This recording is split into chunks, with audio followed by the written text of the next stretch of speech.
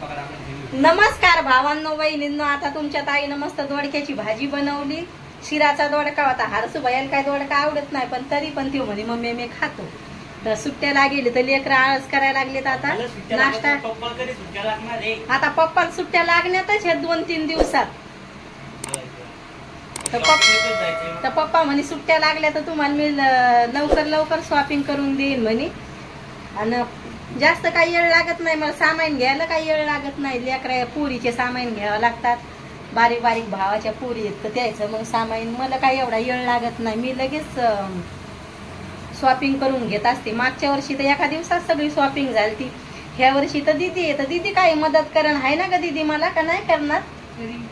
तर दीदी ह्या वेळेस दीदी काही पसंत करण, काही वस्तू घ्यायची असली स्वतःचे दीदी पसंत करण आणि मी पोरीच वस्तू पसंत करीन जे आवडलं ते.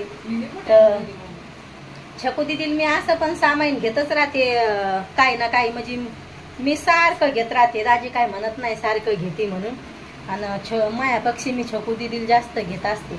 पण मला पण डायमंडच्या ह्या त्या वस्तू घेत असते, पण मी अशीच राहते. तर दाजीला बोलते सारखी गावांवर काऊन राहते, तर ते बोलतच राहते मला. पण मग घरात काय मेकअप करायचा घरात राहून, त्याच्यामुळं मग मला वाटते आपण सारखं घरात तर राहतो, मग मी काय एवढं मेकअप करत नसते काय नाही. तर दाजीचं म्हणणं नाही सारखे गावांवर काय राहायचे, घरात कोणाला मेकअप नाही करू वाटत जास्त. हाय ना ग छकू दीदी? कारण की मम्मी जास्त करून कामातच राहते, त्याच्यामुळे मग घरातले काम राहतात तर मग मी सारखी गावांवरच असते. तर मग दाजीचं चालतंय गावांवर काऊन राहती, कपडे नसल्यासारखं ना असं काऊन करतील तसं काऊन करतील. मग घरात असं घरात कसं पण राहायचं असतंय, असं असतंय. मग तर कसं आहे, दाजीला आवडत्या साड्या आणि हरसू भैयाला आवडते ड्रेस. तर हरसू भैयाला साडी जर घातेला असली तर हरसू भैया म्हणतोय माझ्यासोबत कुठंच येऊ नको, त्याला आवडतच नाही मी साडीवर. छकू दीदीचं काय नाही, छकू लहान होती, ड्रेस जर घातला आपण माहेराला जायला असलं तर छकू दीदी म्हणजे मम्मी ह्यो ड्रेस काढून टाकून साडी घाल, असं होतं छकूचं लहानपण. तू मै मम्मी वाटत नाही ड्रेसवर, अशी करायची तू मला. तू मै मम्मी नाही वाटत, मम्मी साडी घाल. सगळे हसायचे इल आणि सगळे म्हणायचे ही किती खोडेले म्हणून. अशी होती लहानपणी छकू दीदी. लय जास्त छकू हैराण करायची लहानपणी. हरसू भैया लडका नव्हता काय नाही, छकू लय लढायची लहानपणी, लय का लय. पण हरसू भैयाचं एक होतं, बस स्टँडवर जर आपण जायला असलं मग प्रत्येक खेळायच्या वस्तू आल्या तर हरसू भैयानं म्हणायचं फुगा घ्यायचा आहे मला. आणि हरसू भैया तिथं गेल्यावर फुगा घेत नव्हता, मोठ्या मोठ्याल्या वस्तू काढायचा. तर मग मी काय म्हणायची याच्या पप्पाला, बापा मी काय येत नाही, तुम्हीच जा याला घेऊन येऊ. प्रत्येक बारच्यानं तसाच करतोय. तर मग जर माझ्या माहेराला जायला असलं तर मी म्हणजे आई याला कुठं नेऊ नको, हरसू भैया आहे ना लय हैराण करतोय. एकदा आम्ही बस स्टँडवर गेलो दोघी मायलेकी सामान घ्यायला, तर आईला म्हणलं आई मला काय तू नेऊ नको, ह्यो लय खोडेले म्हणलं, ह्यो तुला लय हैराण करण म्हणलं. जी वस्तू दिसली म्हणलं तिथं तर तीच वस्तू मागन म्हणलं आई त्यो. तर मग आई म्हणे नाही म्हणे कुठं हैराण करणारे. हरसू भैयानं काय केलं, लहान होता तर म्हणे मै पप्पा मोठ्याल्या वस्तू घेऊन देतात म्हणे ना आई तू काऊन घ्यायला. तर यानं जी शिपी घ्यायची होती याला खेळायची, तर यानं काय केलं अंगातलं शर्ट काढलं तिथं फेकून दिलं बस स्टँडवर. आणि तिथंच मातीत लोळू लागला छकू दीदी. छकू दीदी नव्हती लहानपणी तशी, म्हणजे ती काय एवढी हैराण करत नव्हती, पण ह्यो लय हैराण करायचं. याच्या पप्पालाच याची खोड माहित होती लहानपणची.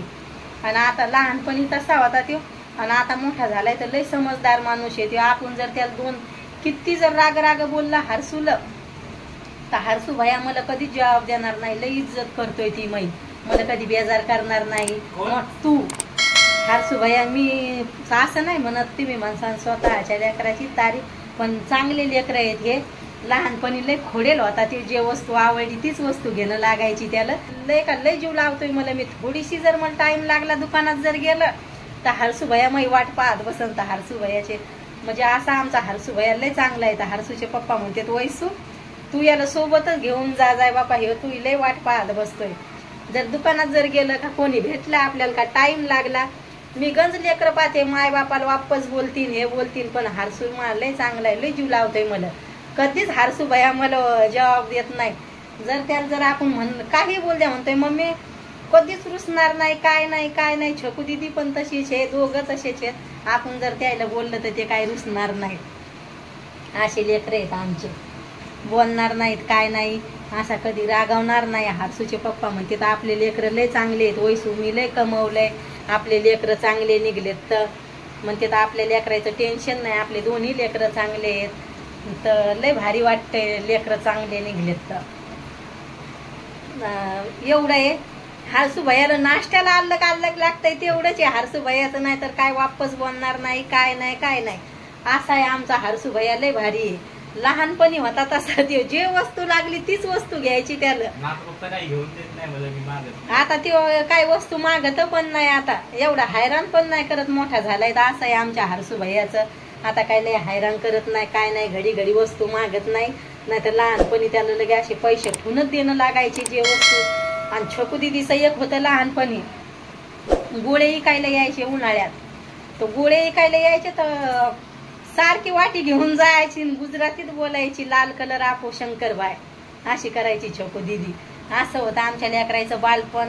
तर तुम्हाला व्हिडिओ कसा वाटतोय तर नक्की सांगा भावांनो बहिणींनो कमेंट मध्ये. बाय भावांनो बहिणींनो, भेटते उद्याच्या व्हिडिओ.